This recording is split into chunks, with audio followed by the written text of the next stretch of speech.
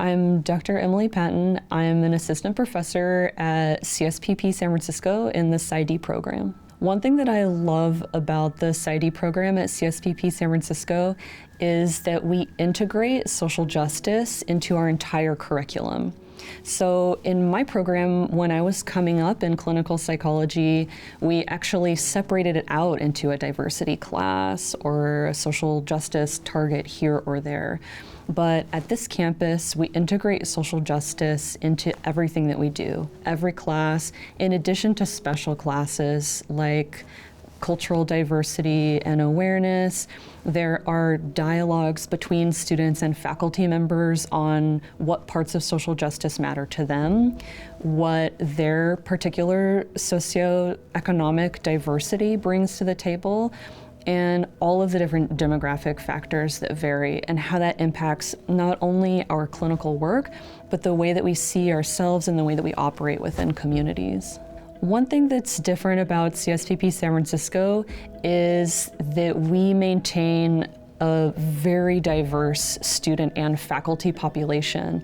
So the conversations that we're able to have about social justice are incredibly rich, and we live in a place that allows for and supports this kind of social justice and allows us to enact it in communities.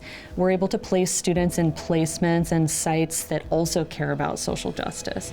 So it's not just theoretical, it's something that we can actually act on.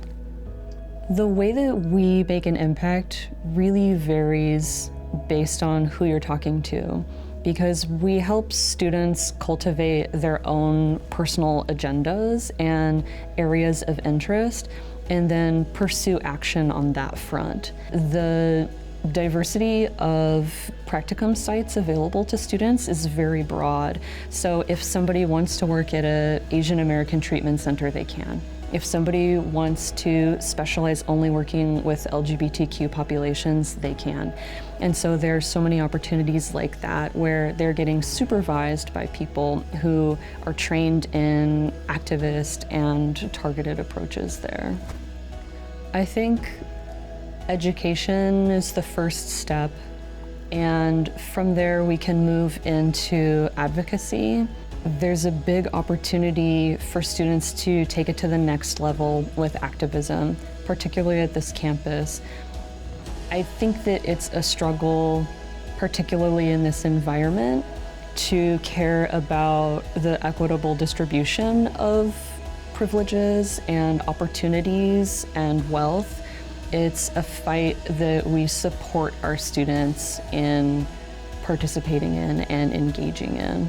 I can say that as a queer, non-binary identified professor, that's really rare in psychology, to come to a campus and see all kinds of diversity accepted is really important to me.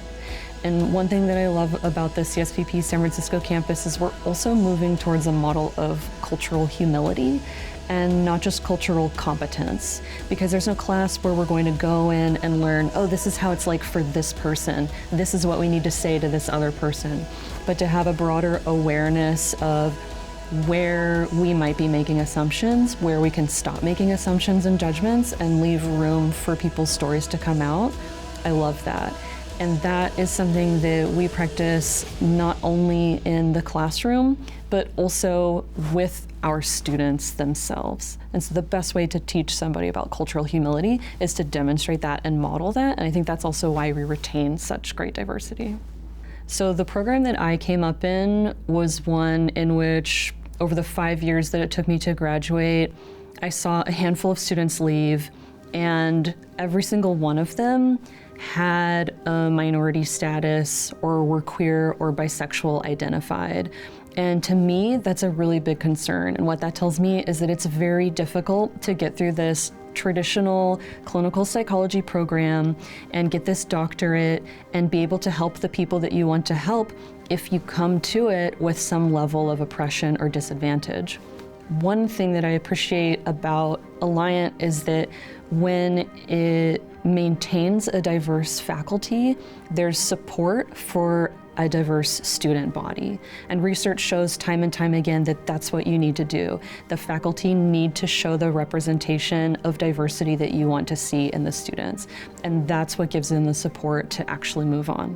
When we graduate a new cohort of doctoral candidates that represent such vast diversity, they're bringing not only their own identities into the field, which is a victory in itself, to have a more diverse population of clinical psychologists practicing and available to clients, but they also are bringing the conversations and the dialogue that they've had about their own identities and about how biased the field of clinical psychology can be.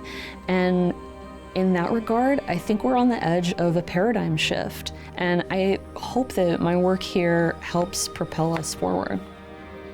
I was trained in psychology in 3 different states across the country, both coasts and the Midwest. And faculty members and supervisors that I had everywhere knew about the CSPP program. And so the reputation preceded my application here when I returned back to my home state looking for a way to make an impact.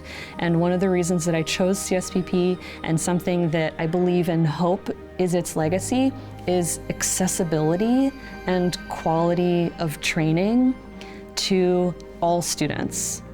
When I come to work and I engage with the students is when I remember what makes me proud to be on the CSPP San Francisco PsyD faculty, that I can help continue this legacy.